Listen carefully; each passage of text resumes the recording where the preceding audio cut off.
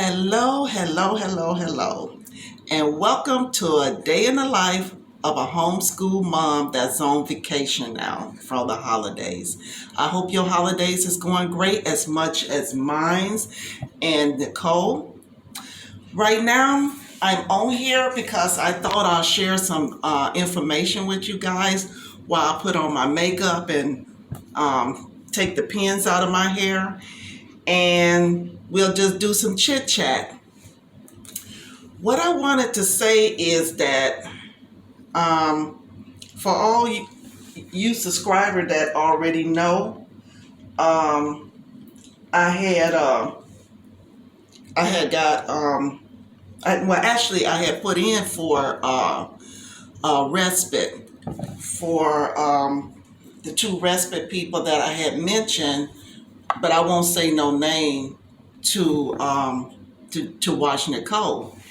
And remember, I said I was all excited, which I was. I was all, oh my God, I was excited and ready to go. So anyway, I decided to not to use the agency after all. And the reason that I decided not to use them is because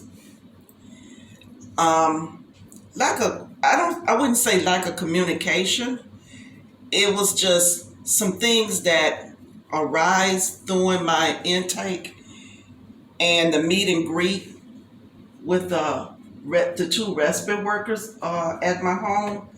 I just felt like something just did not add up.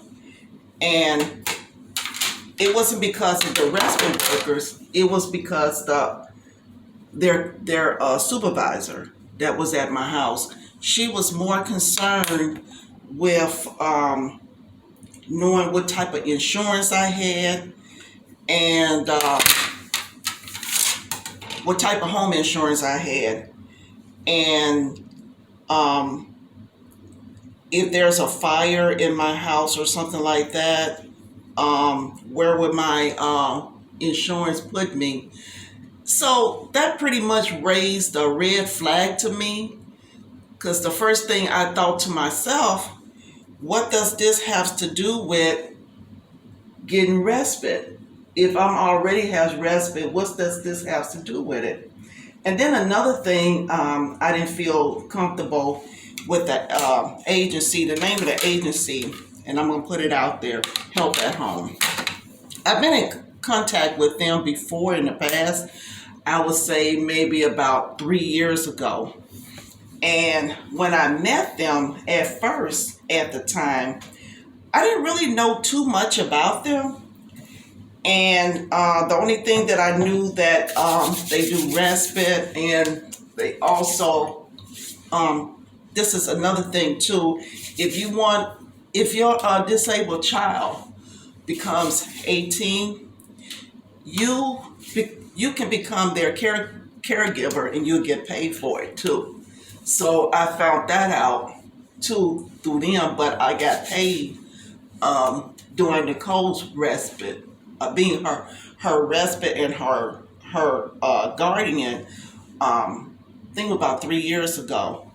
So anyway, back to the story. So the coordinator, she was their supervisor, but she was a coordinator for Help at Home, and her name was Charmaine or Cherie or something like that. But anyway, she had assured me the first time I met her that everything was going to go okay. And she said that she ensured me that I can pick the days and the times that I want the people to come. And because it's under Medicaid, and by it being under Medicaid, they only allow so many hours per year that you can use it, for the ones that doesn't know. And so anyway, I took her on her offer, and I thought it was a good thing.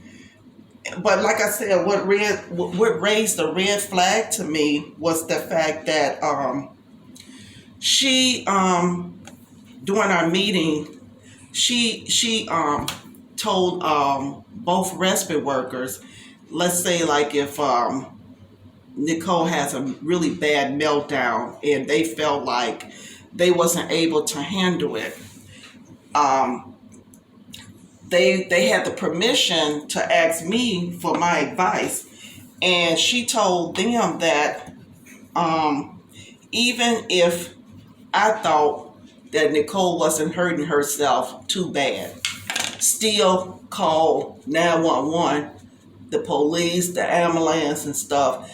So, like I said, that raised a red flag, and I didn't feel comfortable with that. I didn't say nothing to her during the time, at the meeting at my house or anything, because I felt okay. Well, maybe she has a point. And she told them the reason why is to protect themselves in case something happened, like if Nicole injured herself or something. Now, that part I can understand, like if because, sometimes people with autism, and Nicole does this too, she did it yesterday, she'll get really mad if she's not getting her way. She'll start trying to hit her head on the wall. So that I can understand if they have to call and they feel that's emergency. But just to call because they feel like she's having a meltdown and they're not able to handle, they're going to reach out to the police. In my presence, I'm home. I didn't feel comfortable with that. I just felt like I was being disrespectful. And then I felt like I was being misled. So that was one of my reasons why I decided not to use the agency. And then another thing that I felt uncomfortable with too was the fact that, I'm gonna look in here, the fact that she wanted them to follow Nicole all over the house. She said never leave her by herself. And, I can understand that too.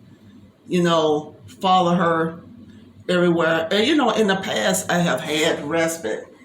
And the respite agencies I have had never had ever encountered any situation like I've had with this agency. And it was just a whole different scenario with them.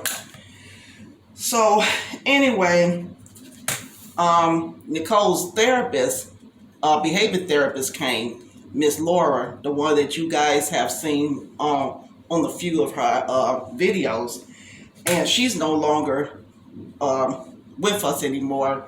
As far as like coming to our house anymore, I let her go for a few reasons, and one of the reasons was that I found out through one of Nicole's meltdowns one day after leaving the grocery store, and I had actually contacted her to meet us there. And she did come, and she did really terrific with Nicole, teaching her how to bag, and Nicole didn't mind.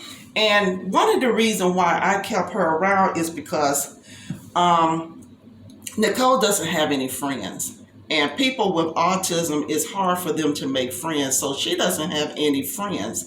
So also, we don't really see any relatives or anything like that also. So that was one of my reasons why I actually kept her around. I said, oh, she'll be really good with Nicole. And Nicole clinged to her and she liked her.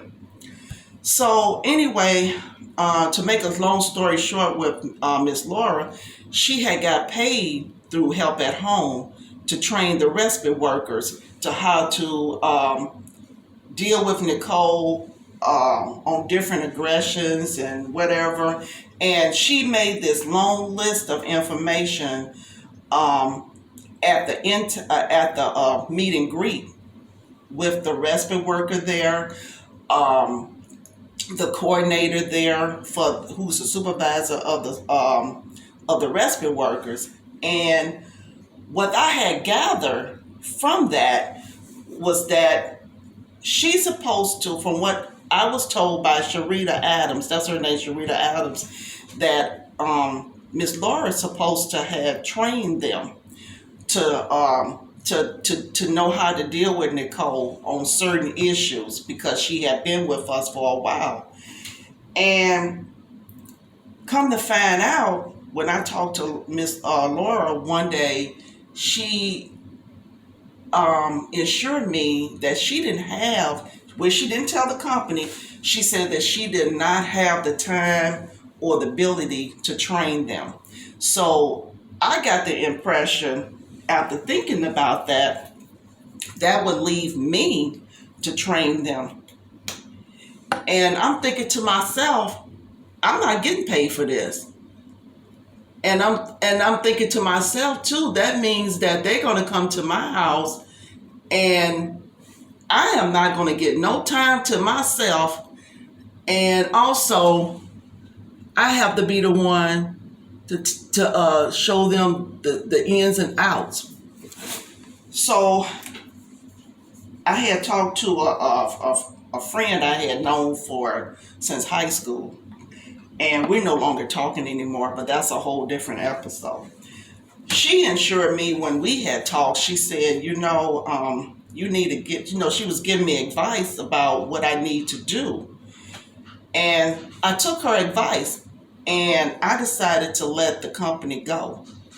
And when I had let the company go, I found out after talking to them that they had paid Miss Laura to train these workers, the male and the female worker. And I was not I was not aware of that she already had got paid to train them. And she told me last month she had no intention on training. She said she had no intention on training them. So like I said, my thoughts and ideals was right. She was going to leave it up to me